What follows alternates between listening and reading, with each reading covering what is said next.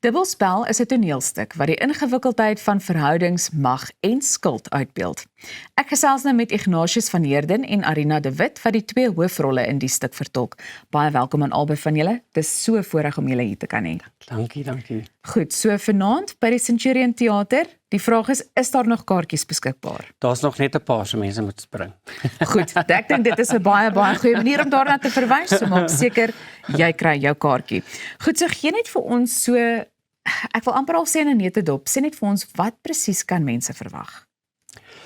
Dubbelspel is amper soos 'n tipe fatal attraction storie. Tussen 'n oud student en sy dosent. Goeders wat met hulle gebeur het terwyl hy by haar klas geloop het en dan kom hy nou terug 'n paar jaar later om haar 'n bietjie af te pers met inligting sodat hy geld uit haar uit kan kry. Maar sy's nie so maklike poppie soos wat hy dink of onthou sy was nie. Ja. En vir alles wat hy vir haar gee sy vir my ietsie terug. So dis die heeltyd so 'n tennisspel tussen die twee. Wie pers wie die meeste af en dan wie wen. Arina, het jy iets om by te voeg? Ek is so bly om te hoor dis wat hy dink. Ek het absoluut die oorhand oor hom. Hy dink, jy weet, omdat ek nou 'n cougar is in hierdie verhaal. 'n Cougar is 'n baie wyse vrou, as jy nie weet nie. Maar dit is so lekker om saam met hom te speel. Ons verstaan mekaar nou baie mooi. En daar's geen filters nie. Dis nie vir kinders nie. Dit is as jy dit kyk, sal jy voel soos 'n vlieg teen 'n muur. Om in hierdie suite in die Grand Hotel te wees en te sien wat doen ander mense daar. Jy het ons nou baie nuuskierig. Goed, dit is 'n tweespel. So vir diegene wat dalk nou nie weet wat dit is nie, kan jy dalk net vinnig vir ons verduidelik? Weet jy wat, ons is hard met mekaar, maar ons is ook sag. Ons het 'n verlede. Dit is daai storie van jy dink jou verlede het jou verlaat, klop hulle aan die deur. Dit is 'n verrassing vir enige iemand om weer gekonfronteer te word met ou liefdes en dinge. Ja. So dit is baie subtiel, maar dit is ook, ek dink, is absoluut 'n thriller. Want mense hou nie daarvan om gekonfronteer te word nie. Nooit nie, ja.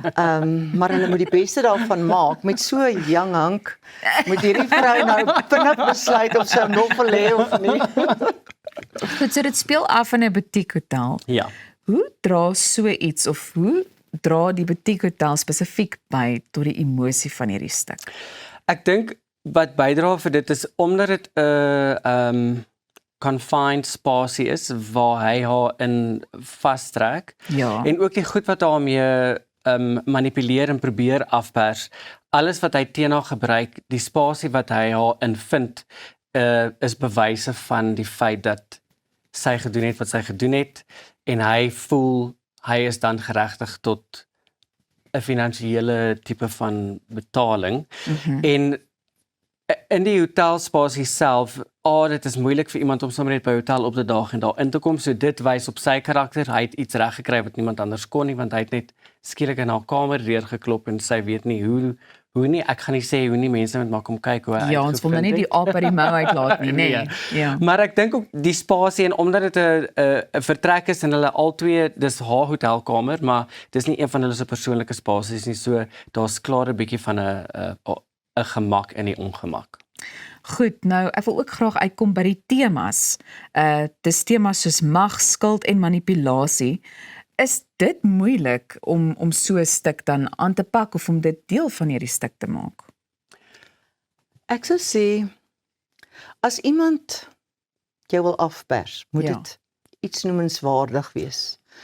Soos sy's baie bewus daarvan dat seks nou nie meer, dis 'n sportsoort geword. So niemand gaan nou meer oor seks vir jou afpers nie, maar dit is, hy dreig haar dat die sosiale media is nou so sterk daarop gefokus, so enigiets kan uitkom deesdae. So daar is, daai afdreiging het nog nooit verander nie. Ek dink die maniere hoe jy iemand aan die kaak bring het net verander en dis miskien makliker deesdae om 'n saadjie te plant. Want hierdie vrou is baie belangrik. Sy het al die mag in die wêreld op die oomblik.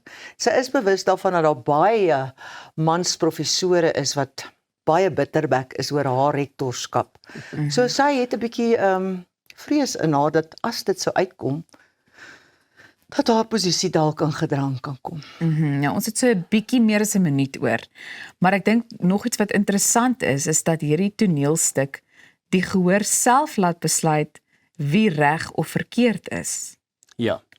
Ek dink wat dit omrede hulle albei mekaar afpers met verskillende goed. Ja. Dink ek nie daar's regtig een wat goed is en een wat sleg is nie, volgens my. O nee, Ek hulle hou dink- van nie van een van ons nie. Nee, ek dink dit gaan afhang van hoe jy na die lewe kyk. Party mense gaan dink hoe Blaze by die karakters wat ek speel het die mag en party mense gaan dink Mara die vir die karakter het sy die mag. En ek dink dit is maar so as jy kyk na selfs politiek. Almal Ja. dink een is reg, een is verkeerd. Niemand stem ooit regtig saam nie. So waarom sou julle mense uitnooi om te kom kyk? Vir my is dit belangrik dat mense teater ondersteun. Ek dink om bietjie weg te breek van jou skerm af en om bietjie weg te breek van mense om jou af, gaan sit in 'n teater, jy's afgesluit vir 'n uur lank, dit is net jy en die akteurs op die verhoog. En ook ek dink ja, ek weet nie, teater is net vir my magic. So ek sal graag mense daar wil sien as gevolg van dit Ja. en ek dink die storie gaan mense regtig baie geniet. Nou die tyd het ons ingehaal, maar baie dankie dat julle hier kom kuier het en ek is seker van ons 'n hele paar mense wat uitsien om julle te kom ondersteun. Intussen kan jy bly net waar jy is want ons luister net hierna na splinter nuwe musiek.